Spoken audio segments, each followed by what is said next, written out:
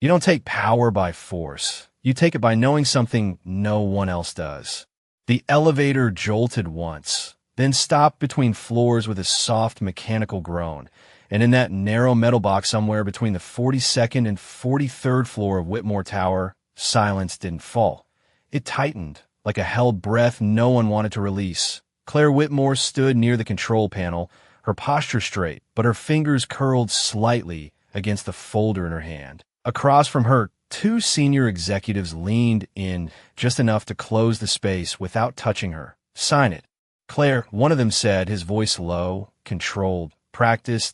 This is the cleanest way forward." The other added, tapping the folder with two fingers, "You're outnumbered, and the board already knows." The fluorescent lights above flickered once, humming faintly, casting sharp shadows along the brushed steel walls. In the far corner, barely acknowledged, a man in a Navy janitor's uniform stood with a mop resting against his shoulder. His name tag, slightly worn, Daniel Brooks, but no one used his name.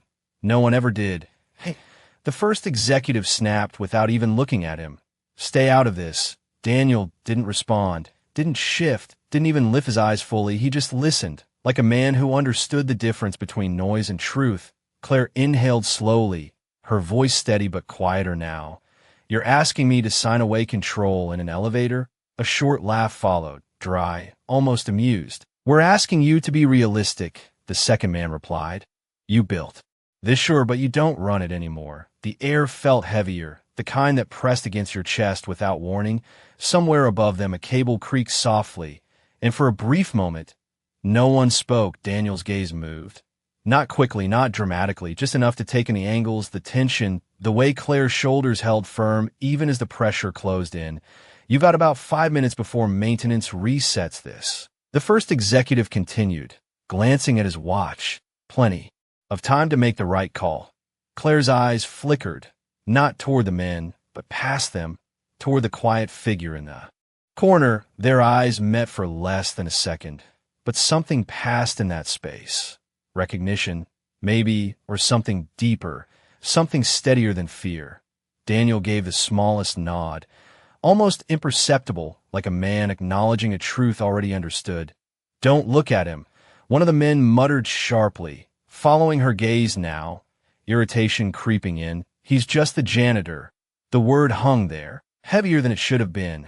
Daniel lowered his eyes again, not in submission, but in control, the kind that didn't need an audience. Claire straightened, her grip tightening on the folder, the pen resting just beneath her thumb. The elevator lights buzzed softly overhead, and somewhere in that confined space, the balance of power shifted.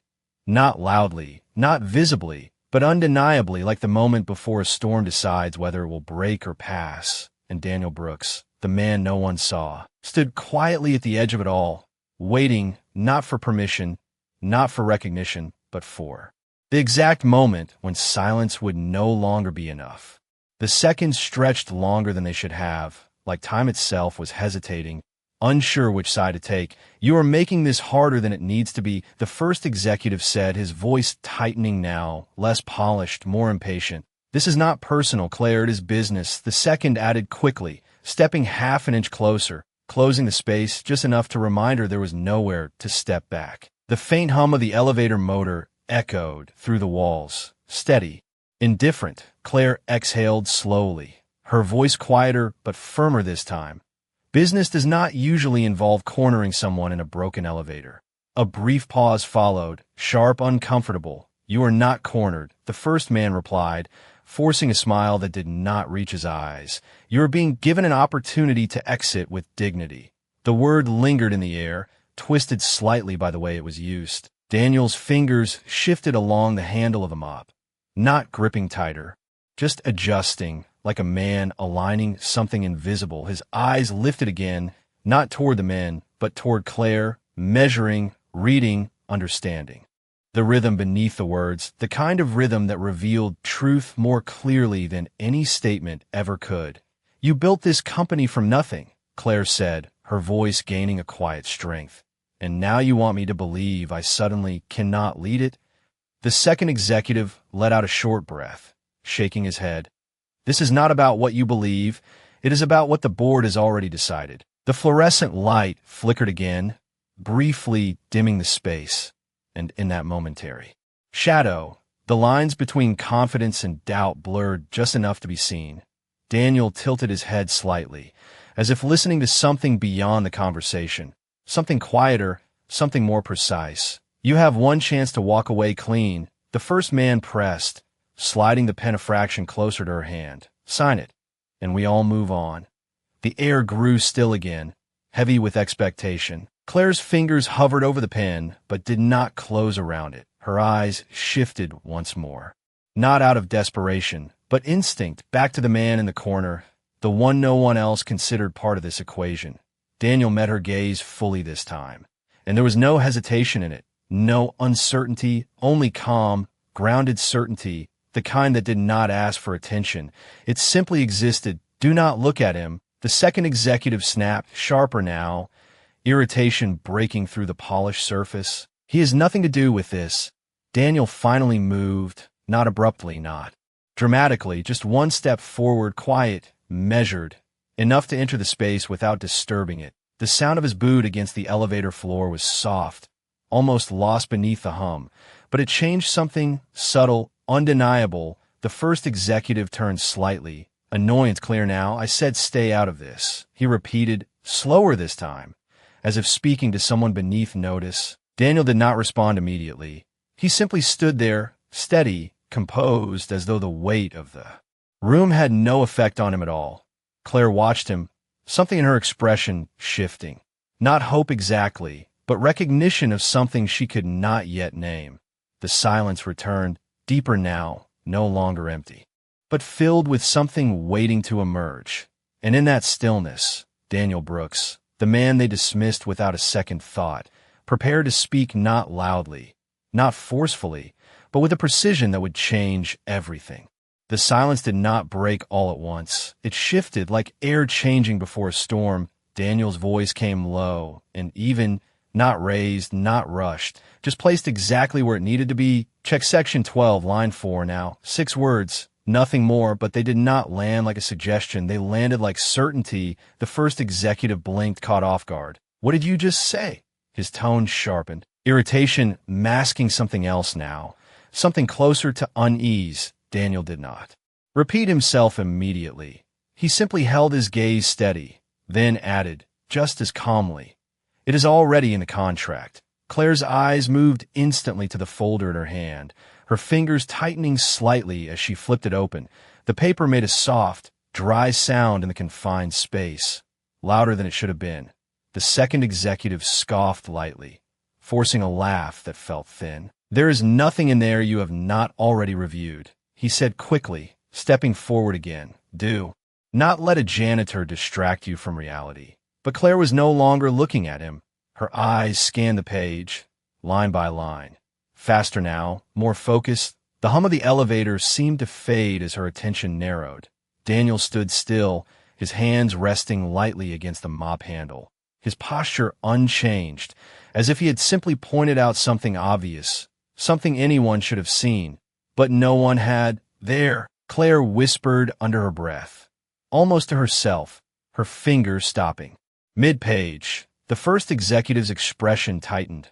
"What are you doing?" he asked, his voice losing its smooth edge. Claire lifted her gaze slowly, not hurried, not dramatic, just certain. "Section 12, line 4, she said, her tone calm but unmistakably different now. "The clause that protects executive control in the event of forced restructuring." A pause, brief but heavy. The second executive shook his head quickly. "That clause is conditional," he said, too quickly. "It does not apply here." Claire's eyes did not leave his. "It applies if the restructuring is initiated without full disclosure to the acting chief executive officer," she replied, her voice steady, each word deliberate. The first executive's jaw tightened, the faintest shift betraying the control he had held so carefully. "You are reaching," he said, but the confidence was no longer complete. It cracked just slightly. Daniel exhaled softly, not in relief, not in triumph, just a quiet release of breath, like a man who had done what needed to be done. Nothing more. Claire closed the folder slowly, the sound final in its simplicity. You did not disclose the full board vote, she continued, her eyes sharp now, focused, which means this clause holds, which means this agreement is not enforceable under the terms you presented. The words settled into the space, clear, undeniable. The second executive stepped back half an inch, almost unconsciously, the shift subtle but real. The power that had filled the elevator moments ago began to thin, like pressure releasing from a sealed room. No one spoke for a second. Then another, the fluorescent light hummed overhead, steady again, as if nothing had changed, but everything had. Claire turned her head slightly, just enough to look at Daniel again. Really look this time, not as a background presence, not as a passing figure, but as someone who had seen what others missed, someone who had understood the truth before it was spoken. Daniel met her gaze once more, his expression unchanged, calm, grounded, almost distant, like a man who did not need recognition to know his place. The first executive cleared his throat, searching for words that did not come as easily now. And in that narrow elevator, between two unmoving floors, the balance had shifted completely, not through force, not through volume, but through 6 quiet words that carried more weight than everything that had been said before. The air did not return to normal. It recalibrated, like a system forced to recognize a variable it had ignored. That clause is outdated, the first executive said, his voice sharper now, reaching for control that was slipping through. His fingers, it has not been enforced in years. Claire did not respond immediately. She simply held the folder closed in her hand, her posture straighter than before, her presence no longer contained by the narrow walls of the elevator. Outdated does not mean invalid, she said quietly. Her tone even, measured, the kind of calm that does not argue but concludes. The second executive shifted his weight, glancing briefly at his colleague, then back at her. You are misinterpreting it, he insisted, but there was hesitation now, small but unmistakable. Daniel remained where he stood, silent again, as if his role had already ended, yet his stillness carried more authority than anything spoken in the last minute. The fluorescent light above steadied, casting a clearer glow across their faces, revealing what tension had tried to hide. Uncertainty, calculation, doubt. Claire took a slow breath, then spoke again. You came into this elevator expecting compliance, she said, her eyes moving from one man to the other. You assumed pressure would replace process. A brief pause followed, the kind that forced attention rather than asked for it. But you skipped a step, she added, her gaze unwavering now. And that step protects me. The first executive's jaw tightened, his confidence now reduced to fragments he was trying to hold together. This is not over, he said, but the words felt smaller than before, less certain. Claire gave the slightest nod, not in agreement, but acknowledgement. No, she replied, it is not. The elevator hummed again, a faint mechanical click echoing above them, signaling movement somewhere deep within the system. But still the doors did not open. The space remained closed, suspended, as if the moment itself refused to end just yet. Daniel adjusted his grip on the mop, a subtle motion, practical, grounded, as though he were preparing to return to something ordinary, something simple. But there was nothing ordinary about what had just unfolded. The second executive let out a slow breath, running a hand along his tie, straightening it unnecessarily, a gesture more about regaining composure than fixing appearance. Who are you? He asked. Suddenly, his voice lower now, directed not at Claire, but at Daniel. The question hung in the air, heavier than expected. Daniel did not answer right away. He simply looked at the man, not with defiance, not with pride, but with a quiet steadiness that made the question itself feel misplaced. I work here, he said finally, his tone calm, almost simple, but there was something beneath it, something that suggested more without revealing it.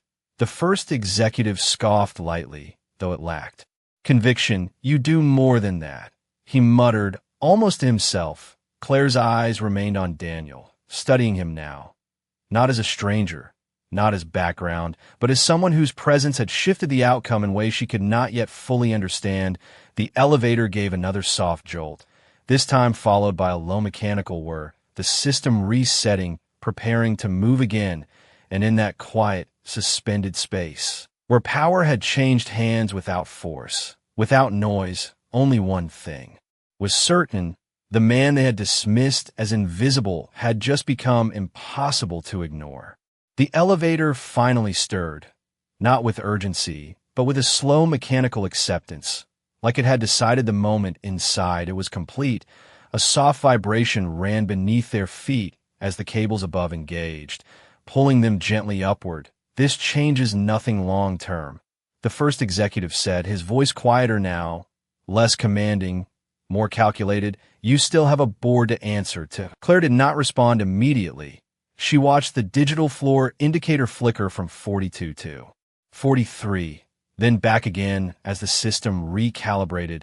"I have always answered to the board," she said finally, her tone calm, controlled. "But I do not answer to pressure tactics in confined spaces." The second executive let out a short breath, his shoulders lowering slightly, the fight in his posture no longer as rigid as before. "You are making this unnecessarily complicated," he muttered. Though the words lacked the certainty they carried just minutes ago, Daniel shifted his weight subtly, stepping back half a pace, returning closer to the corner where he had started, not retreating, but restoring distance, as if the center of the room no longer required his presence. The hum of the elevator grew steadier, the faint sound of cables moving through pulleys above blending into a consistent rhythm, grounding the space again. Claire's gaze followed Daniel for a moment, thoughtful, measured, then returned to the two men in front of her. "What you attempted here," she said, her voice even, "will be addressed." A pause, brief but deliberate. "Properly." The first executive nodded once, slow, controlled, accepting without conceding. "Of course," he replied, though the word felt more like a placeholder than an agreement. Silence settled again, but it was no longer tense. It was resolved, like a question that had already been answered. The elevator gave a soft chime, signaling its approach to the next floor, and for a moment, no one moved, as if they all understood that stepping out would mean returning to roles, to expectations, to a world that did not allow moments like this to linger. "You should be careful," the second executive said quietly, not threatening but cautious. "Situations like this have a way of echoing." Claire met his gaze without hesitation. "So does truth," she replied, the words landing gently but firmly. Daniel's hand adjusted on the mop handle once more, a small, habitual motion, his expression unchanged, distant yet present, as though he had already stepped beyond the moment while still standing inside it. The elevator slowed, the mechanical hum lowering in pitch, preparing to stop. Claire glanced at him again, a question forming but not yet spoken, something deeper than curiosity, something closer to recognition. "You knew exactly where to look," she said finally, her voice softer now, directed only at him. Daniel looked at her, steady, unhurried. "I have seen contracts like that before," he answered, simple, almost understated. But the weight behind it lingered, suggesting layers left unspoken. The doors slid open with a quiet, smooth motion, revealing a brightly lit hallway beyond, clean, polished, ordinary, in contrast to the shift that had just taken place inside the small metal box. The two executives stepped out first, their pace controlled, their expressions carefully neutral, but something in their posture had changed, less certain, less absolute. Claire remained for a fraction of a second longer, standing at the threshold, then turned slightly toward Daniel, her eyes holding his, searching, understanding. "Thank you," she said, not as a formality, but as acknowledgement, real and unfiltered. Daniel gave a small nod, nothing more, no smile, no expectation, just quiet acceptance. And then, without another word, he stepped past her, pushing the mop forward as if returning to a task that had never truly been interrupted, leaving behind a silence that did not need to be filled. The hallway outside the elevator felt almost too bright, too ordinary, like the world had no idea what had just shifted a few feet behind those closing doors. The sound of polished shoes against marble floors resumed. Distant conversations blended into a low corporate hum, and Daniel Brooks moved through it all without drawing a single glance, pushing the mop in slow, steady strokes as if nothing had happened, as if he had not just altered the outcome of a high-level power struggle with six quiet words. "You missed a spot over there. A passing employee said casually, not stopping, not looking. Daniel nodded once, adjusting his path without protest, his movements precise, efficient, invisible again, the kind of invisibility that was chosen, not imposed. Further down the corridor, Claire Whitmore stood still for a moment longer than necessary, watching him go, her hand still resting lightly against the folder she held, the weight of it different now. No longer pressure, but proof. "Claire," a voice called from behind. One of her assistants approaching quickly, tablet in hand. "The board is requesting an immediate update." Claire did not turn right away, her eyes still following the quiet figure disappearing around the corner. "Tell them they will have one," she said finally, her tone composed, controlled. "On my terms." The assistant nodded, slightly surprised by the firmness, then moved off, leaving Claire alone in the wide corridor for a brief moment.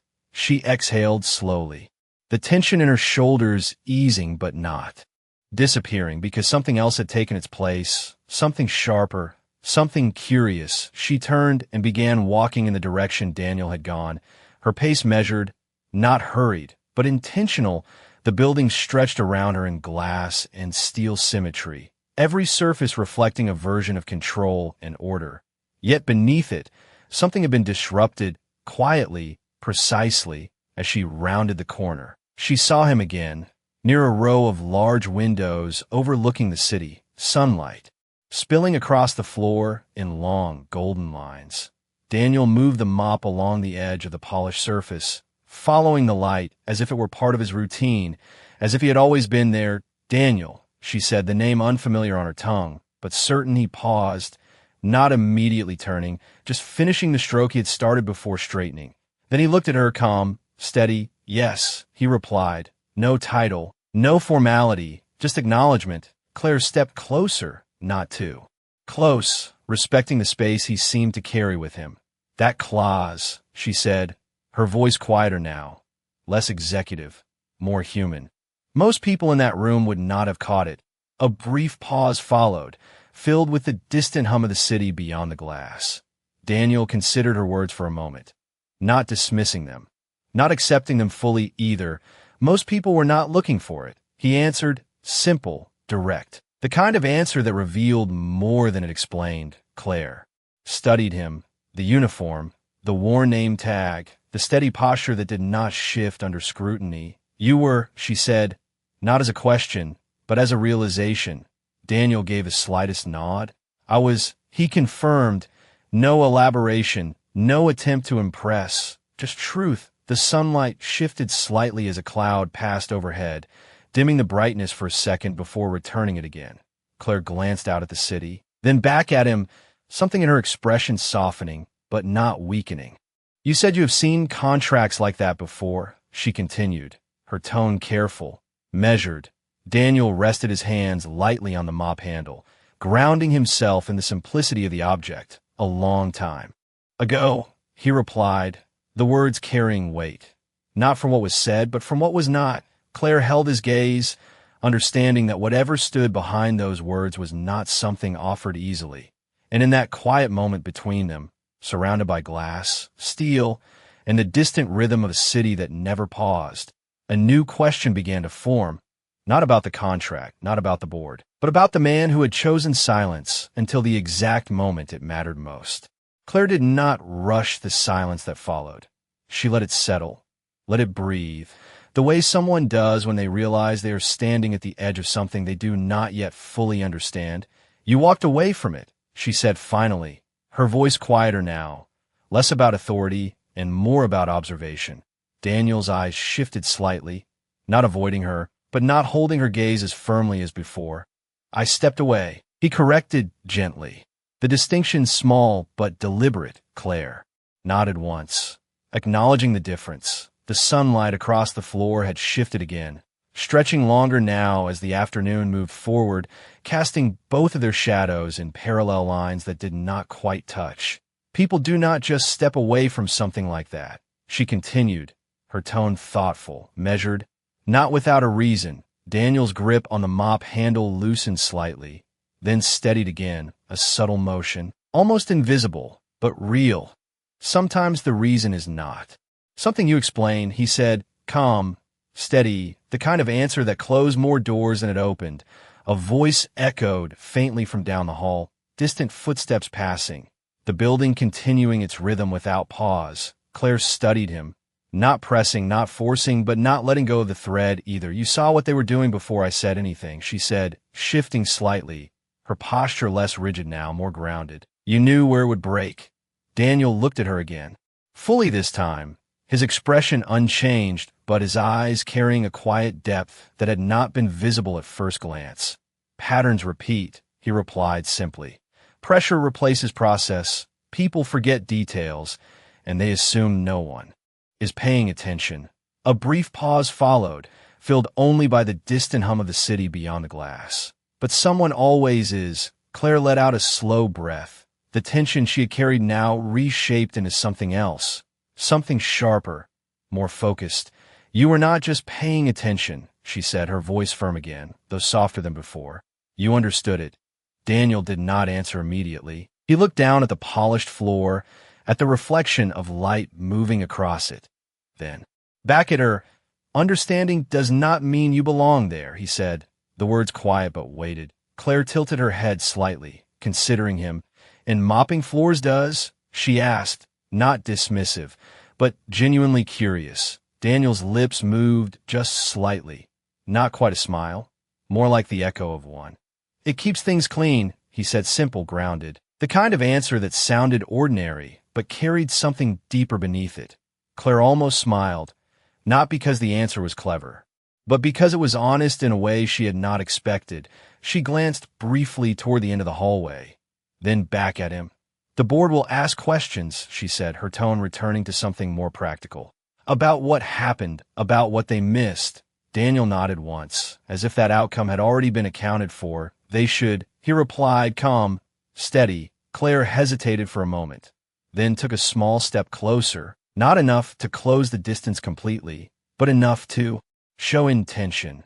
"And when they do," she said, her voice low, deliberate, "I am going to need more than 6 words." The air held still for a second, not tense, not uncertain, just waiting. Daniel met her gaze, his expression unchanged, but something in it shifted, something subtle, like a door not fully opening but no longer closed. Then asked the right question, he said, quiet, precise, and with that, the balance between them changed again, not in power, but in understanding, as if the space between who he was and who he appeared to be had just become impossible to ignore. Claire did not answer immediately. She let his words settle, not as a challenge, but as an invitation, the kind that required precision, not impulse. The hallway remained quiet around them, sunlight stretching across the glass panels while the city beyond moved in distant, indifferent rhythm. "What made you leave?" she asked finally, her voice steady, direct, no longer circling the question, but stepping into it. Daniel did not react right away. His gaze shifted briefly toward the window, toward the skyline that reflected in faint distortions across the polished floor. "That is not the question that matters," he said, calmly, not dismissing her, but redirecting her. Claire narrowed her eyes slightly, not in frustration, but in focus. "Then tell me which one does," she replied, her tone firm but controlled. Daniel looked back at her, his expression unchanged, yet something deeper surfaced beneath it, something measured, deliberate. "Ask who needed me to leave," he said quietly, the words simple, but carrying a weight that lingered in the air longer than expected. Claire held his gaze, processing, her mind moving quickly, connecting fragments that had not yet formed a full picture. "You were saying it was not your decision," she said, not as a conclusion, but as a possibility. Daniel did not confirm it. He simply rested his hands lightly on the mop handle again, grounding himself in the present. "I am saying decisions are rarely as simple as they look from the outside," he answered, calm, steady. The hallway lights flickered slightly as the system adjusted to the changing daylight, casting brief shadows that moved across their faces. Claire exhaled slowly, her posture shifting again, less guarded now, more engaged. "You knew exactly how they would try to push me," she said, her voice quieter, thoughtful, "and exactly where they would fail." Daniel gave a small nod, acknowledging the truth without claiming it. People under pressure reveal patterns, he said, and patterns reveal outcomes. A brief pause followed, filled only by the faint sound of distant footsteps and the low hum of the building's ventilation system. Claire glanced down at the folder in her hand, then back at him. You could have walked away in that elevator, she said, her tone softer now, almost reflective. You had no obligation to say anything. Daniel's eyes lowered for a moment, not in avoidance, but in consideration. Silence works until it does not, he replied, the words quiet, deliberate. Claire studied him again, the simplicity of his answers contrasting with the depth behind them. And today it did not, she said, almost to herself. Daniel looked at her, steady, grounded. Today someone was paying attention. He answered, the phrase echoing what he had said before, but carrying more meaning now. Claire nodded slowly, understanding not just the words, but the principle behind them. She took a small step back, giving space, not out of distance, but respect. The board will meet in less than an hour, she said, her tone returning to something more structured, more executive, but still carrying the quiet shift that had taken place. They are going to expect answers. Daniel inclined his head slightly, as if acknowledging a predictable outcome. They should expect clarity, he said. Claire's lips pressed together for a brief moment, then relaxed. Then I suppose I should make sure they get it, she replied. Daniel adjusted his stance, preparing to return to his routine, to step back into the role the building assigned him. But something had already changed, something that could not be undone. Claire turned slightly, beginning to walk away, then paused, just for a second without turning back. You said to ask the right question, she said, her voice carrying lightly. Through the quiet corridor, Daniel stopped, not moving, waiting. What question would you ask if you were me? She finished. The silence that followed was not empty. It was precise, intentional, and Daniel Brooks, the man who chose his words carefully, let it stretch just long enough before answering. I would ask who benefits from silence, he said quietly. And in that moment, the question did more than guide her. It reshaped everything that was about to come. Claire did not turn back after his words, but she did not need to, because the question followed her, settled into her thoughts with a clarity that cut through everything else. The hallway seemed different now, not because it had changed, but because she had. Each step toward the boardroom carried a new weight, not pressure, but purpose. The glass doors ahead reflected her image, composed, controlled, but beneath it something sharper had taken hold, something that no longer reacted, but decided. Inside the conference room, the board members were already gathering. Low conversations filled the space, polished voices discussing projections, strategy, control. The same language that had filled that elevator just minutes before. Claire stepped in without hesitation. The room quieted almost instantly, all eyes turning toward her. Expectation clear. One of the executives from earlier sat at the far end, posture rigid, expression carefully neutral, but his eyes flickered for just a moment, enough to reveal the shift he could not fully hide. We were just discussing the transition. A board member began, his tone measured, controlled. I imagine you have an update. Claire placed the folder on the table, not forcefully, but with intention, the soft sound drawing attention without demanding it. I do, she said, her voice calm, steady, the kind of calm that does not seek approval, but commands presence. A brief pause followed, just long enough to let the room settle, to let the expectation sharpen. Before we continue, she added, her eyes moving across the table, meeting each gaze without hesitation, I would like to ask a question. A subtle shift moved through the room, small, but noticeable. Conversations did not usually begin this way. Who benefits from silence? She asked. The words simple, clear, but they landed with a weight that did not need explanation. A few members glanced at one another, confusion at first, then something else, something closer to awareness. The executive at the far end shifted slightly, his composure tightening. I am not sure I understand, he said, though his tone suggested he understood more than he wanted to admit. Claire did not look away. This proposed restructuring, she continued, her voice even, was presented without full disclosure to the acting chief executive officer. A murmur moved through the room, quiet, controlled, but present. She opened the folder, turning it to a specific page, her movements precise, unhurried. Section 12, line 4, she said, clearly outlines the conditions under which